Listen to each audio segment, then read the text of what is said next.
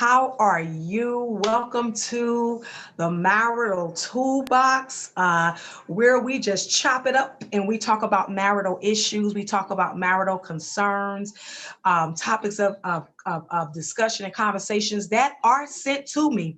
Believe it, they are sent to me. By way, you can send your questions. I'm sorry, my throat. You can send them to me by Facebook Messenger. You can messenger me there. A lot of people have my phone number, so the ones that be sending them, right, so they know. So you can send it through my telephone number. But for the most part, I get a lot of my questions sent through my Facebook message, where I'm more prone to like go into my messages, and I can see a lot there. I'm more active with that versus I used to do the email, but the email didn't seem way in the beginning profitable. It didn't seem, it wasn't seem like it was like pretty much helping. So when I shifted it to my Facebook messages, it seemed like it just opened up a floodgate of anything. So you could do that. And what I do is I take the top 3 questions which I see in my message that seem like it's kind of repetitive, or everybody's asking along the same line of the questioning. So I take those top 3 and I try to and I'll answer those. Sometimes I answer 3, sometimes I'll answer 2. And then sometimes, once in a blue moon, I'll just come and I will talk about just a topic, not necessarily someone sent, because I was married for 25 years. My husband transitioned 2 years ago. Those that know me, he transitioned 2 years ago. So I have some marital things under my little tool belt here, under my belt. And sometimes I would just talk about topics and just have topics of discussions, dealing with marital things. And also too, I've had questions about singles, not many, but singleness. We just talk about all types of things: divorce, separation, intimacy, sex, all different types of things, extended families, anything that you possibly want to send in to ask. Nothing is really left off of the table. If we can answer it, if I can answer it, and the reason why I'm saying we, because sometimes I can have my girls on with me. If I or we can answer the question, we most certainly will take a shot at it. As always with this show, we can always agree to disagree, and as always, I know that my audience is not all the time a spiritual base. It can be someone that is not a believer. So, but as always, you can take what I say or what anyone on this show says that may be hosting this. Don't just take just this information here. This is just a this is just a tip of the iceberg, like the chipping away of it. I would say take whatever you hear here, pray about it, do some extensive research about it, extend yourself to counseling. I'm a #1 fan of counseling. #1 fan of counseling. Me and my husband, we have done it.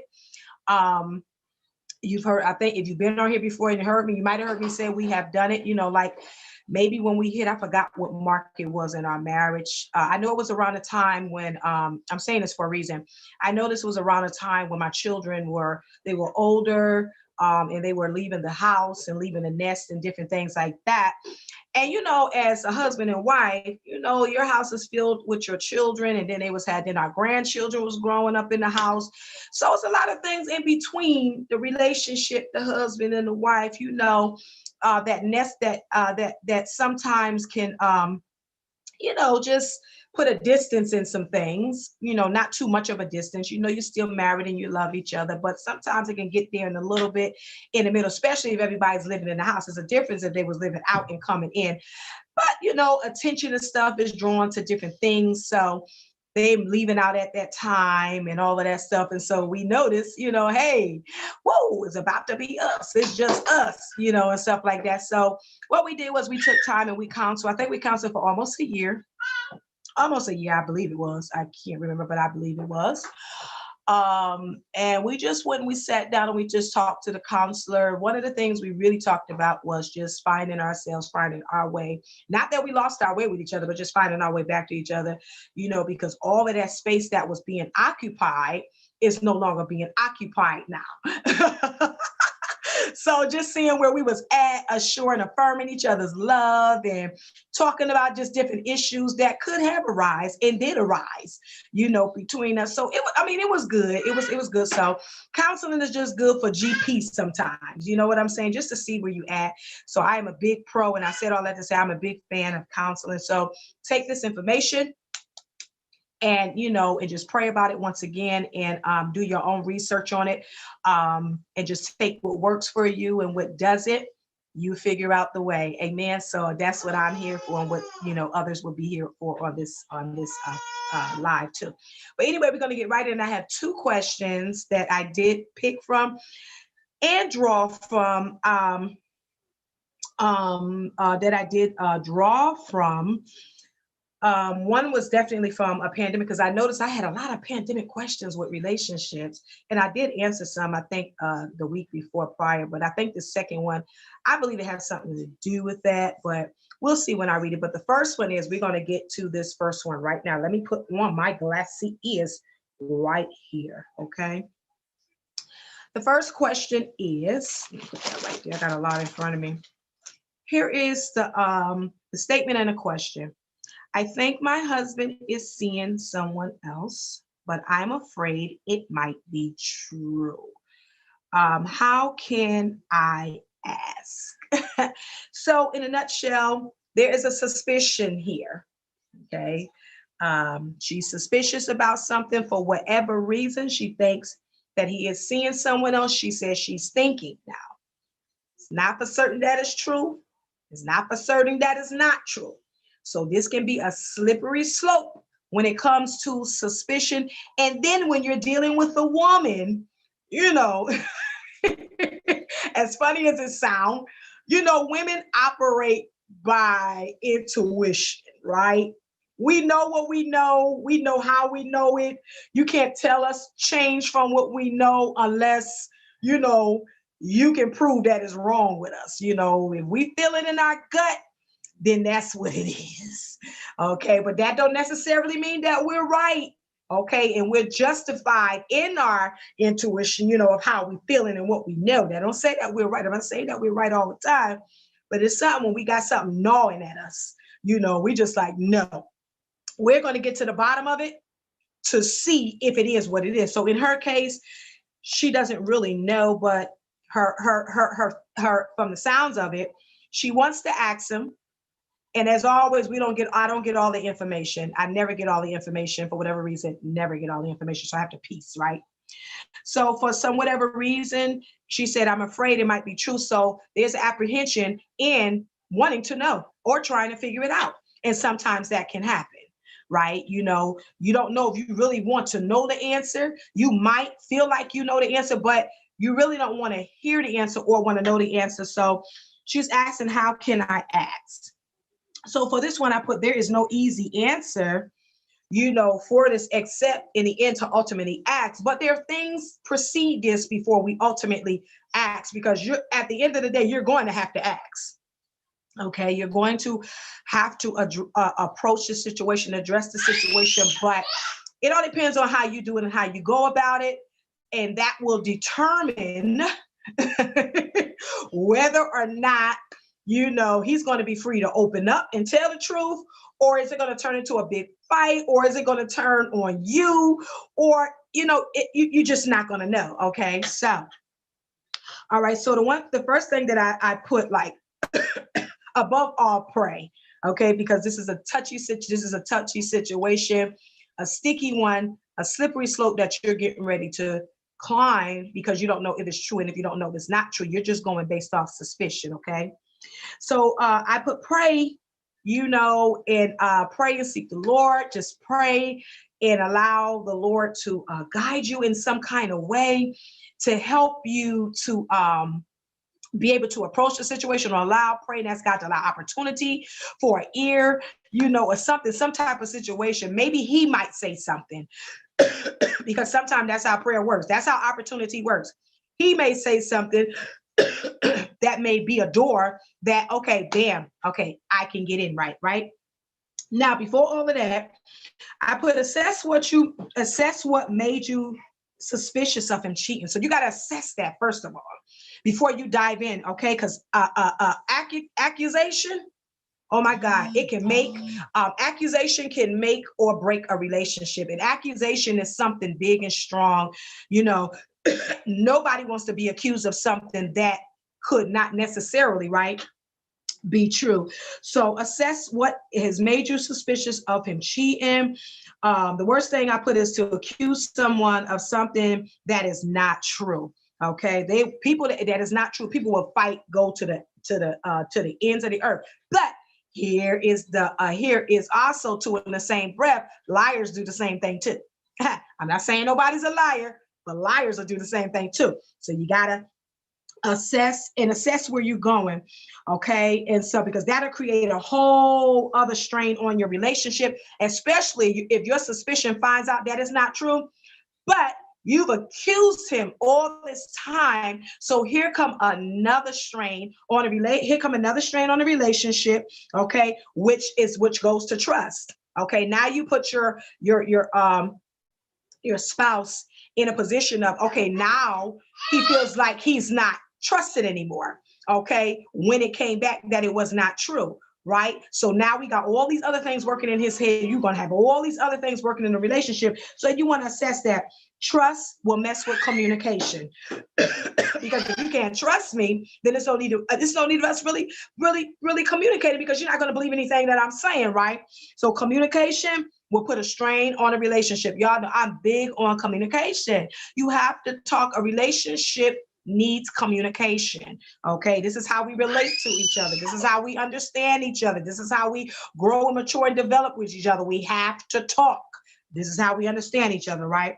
So make sure this is definitely of a surety of what you're feeling. You know, assess that. Did he say something? See, I don't know. Did he say something, you know, to put you into suspicion? Did he do something, you know, was it an action? Did he do something? Is he on the phone privately? Is he whispering? You know, what is he doing? He don't let you go into his phone. He don't let you do what is it that, is he doing something that's giving you the suspicion? Is he making you feel some kind of way, something like that, to give him, you know, to give you that suspicion, or of you thinking that he's seeing someone else? Okay, and if this is a gut feeling, you know, as I said, talked earlier about women, because you want to go by a gut feeling. You gotta do more investigation than a gut feeling. You know, you can't just go with him with, go up talking to him with a gut feeling, regardless of whether it might be true or not or whatever. You can't just go address something. Okay, I have a feeling that you are. You know what I'm saying? Because that can go either way. You understand what I'm saying? A truth can come forward, or a lie can come forward. You understand what I'm saying? So you got to be careful with that gut feeling and intuition, okay? Another thing you don't want to do is start stressing your fears and insecurities about this with all of your friends. You don't want to start stressing your fears. That's one of the things you don't want to do while you're in your suspicion. You don't want to start, until you can gather what you want to do. You don't want to start opening up a Pandora's box. We're talking to your family and your friends and all of that stuff like that. Okay, that's a whole nother stress within itself. Because here's the thing: we know family, we know friends. They may mean good. You understand what they're saying? They may mean intentionally good, but not all the time. We know for the most part, they may side with us. Girl, especially that friend, girl, you know he doing this. Girl, do this and do that and do that. And now he don't know anything, right? You just behind the scenes, just stressing with your fears, insecurity. It could be, now you got to check yourself, because it could be an insecurity on you too. So, that's another thing. You just stressing, you just going, they putting all of this stuff in your head. So your suspicion, your suspicion is just going haywire. And you have not even spoken to him about anything. You didn't say anything to him about anything. Now family and friends is acting funny and all of this different things like that, but you don't tell them, be quiet, don't say nothing. So, whatever the case may be, you definitely don't want to talk to family and friends about that.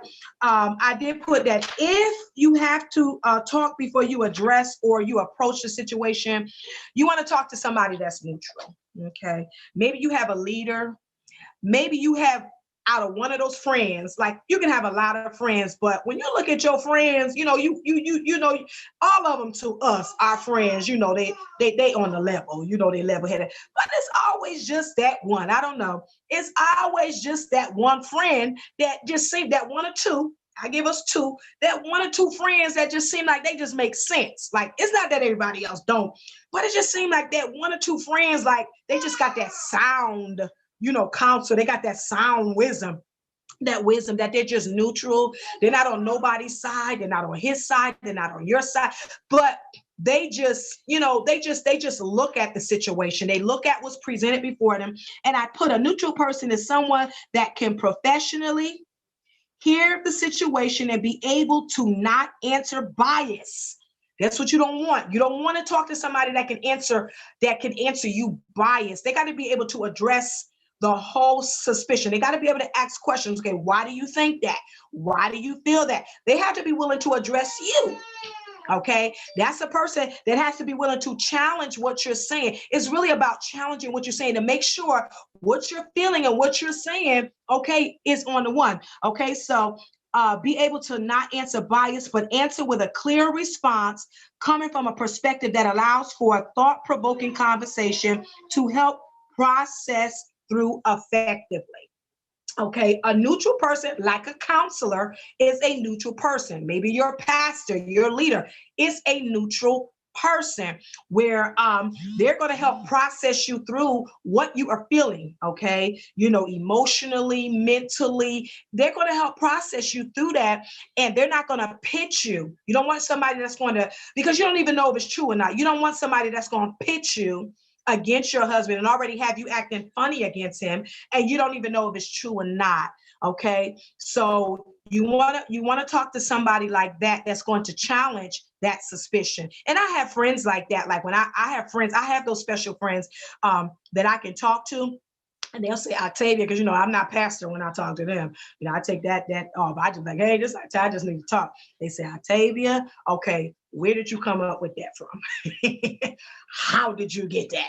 You know, and they're not saying that they're not calling me liars. They're not calling me a liar or anything like that. But they just want to make sure I know what I'm talking about, make sure my feelings are realistic, and what I'm speaking and saying and what I'm expecting is not unrealistic. Okay. So you want people like that. Okay. Family and friends will only make your anxieties and suspicions grow worse. And listen to this, and I'm gonna close with this one. What if you find out from them? And what if he find out from them and not you? That's what I put. I forgot. I couldn't even read that. You know, that's the worst thing. You don't want them to slip up and say something and you have not even addressed it. That's the worst thing that a husband want to hear, is that my wife think I'm cheating, and you know, why is she talking to y'all? She didn't even come to me. That's a whole nother strain. So your thing is now I'm saying all this, but at the end of the day, you are going to have to ask, okay, to address that suspicion. Doesn't necessarily mean that is true or false, but you're going to have to ask to address that, because there's a reason why you're feeling that way. Okay, so you want to assess so we're going to go over, you want to assess your suspicions, right?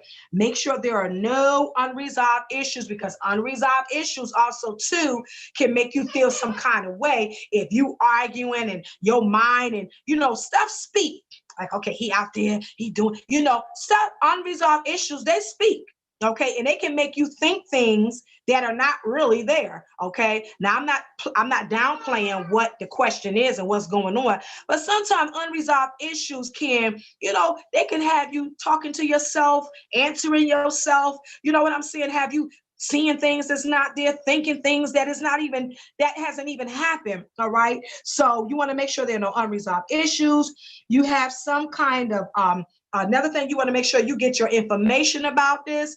And that information is, okay, did he make you feel some way, some kind of way? Did you see something? Is he acting funny or anything like this? Okay, so you got to want to do this, because marriage, this is your marriage. Accusations can be damaging.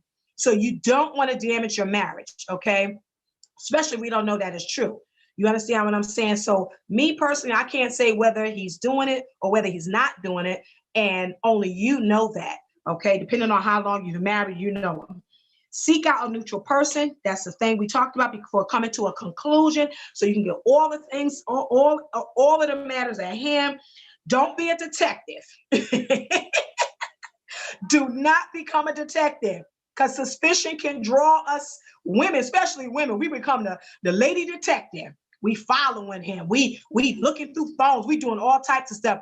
Don't become a detective, because that's going to make your suspicions grow worse. But like I said, no matter what I'm saying, at the end of the day, you are going to have to approach. You are going to have to address it and ask. Okay, so speak to him, heart to heart. Have a heart-to-heart conversation with him, especially if you don't know if it's true or not. So you want to come in peace. Amen. So you can have a peaceful conversation and possibly get the truth. Okay. He may be that one that tell the truth and say, hey, look, yeah, yeah, I gotta confess, this is this has been happening, it's going on, right? And I put here, even if it turns out to be true, now here's the thing, your worst nightmare can become true. Even if it turns out to become true, this is what happens here, because however you respond and whatever decisions you make after you find out that it's true, that's going to determine on whether or not you move on. Either he's going to stop the relationship if he's confessed that it is true, and you all decide to work on proceeding forward to heal and find out why he went that way, or as marriages do with counseling and stuff. Or the second thing is you all are going to dissolve it. Okay. Those two answers right there that you have to make is going to determine whether or not you move forward with that marriage. So you can't do nothing else after that, after you make that decision. Either he's going to leave her and y'all going to work it out, or he's not and y'all going to dissolve it. Okay. So that's the only blunt answers for that one. Okay. I'm going to try to get to this. I'm going to try to get to this last one because I see my minutes, right? Here we go. So I hope that one is good. So here's the second one. I noticed a drastic change of behavior in my husband. He's back to work, but he's acting. His behavior is irritable, anger easy, and he's acting distant. Okay, he's back to working. Okay, so only thing I can think of is the reason why I call this a pandemic answer, a question or something like that, because I just looked at he's back to working, but then it don't necessarily have to be a pandemic, but I answered it as if it was a pandemic. Okay.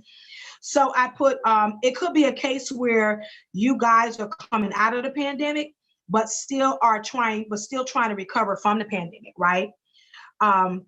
Some things, just because it's over, doesn't necessarily mean that other things aren't still an ongoing issues, because there's still after effects. Even after this pandemic, we may be coming out, but there's still lasting effects emotionally, mentally, professionally, socially. There are still after effects after this pandemic. Although we may come out, although things may open back up, although we may get back to working, and I don't know about normalcy.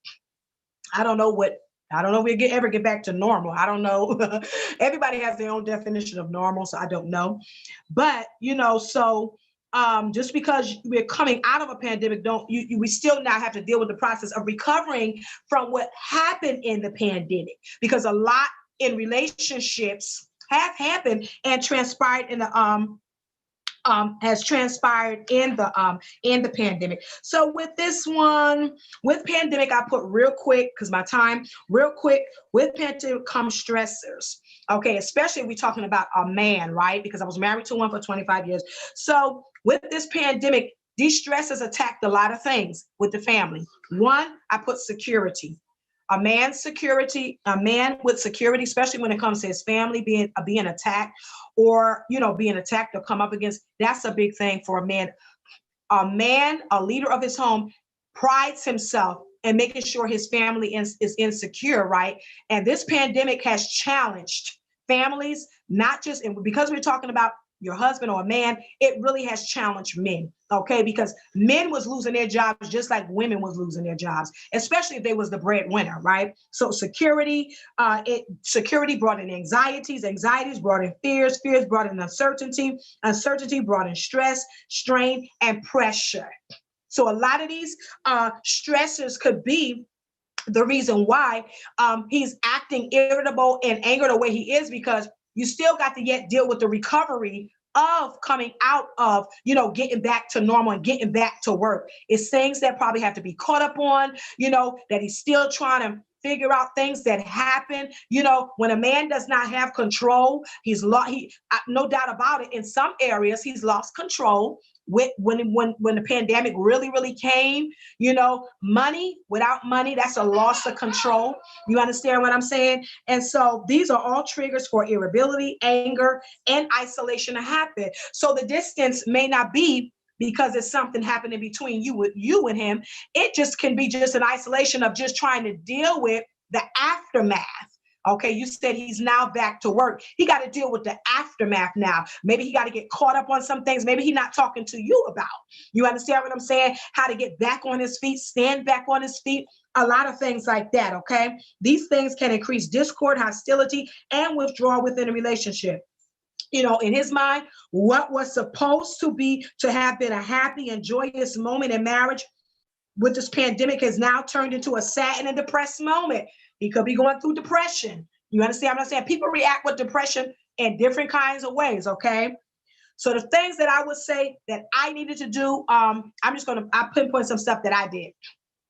Okay, it was one time early in our marriage, my husband, he wasn't working and he was just going through just so much, because when a husband just loses that ground, a man, period, especially when they got a family, it affects them different than from a woman, right?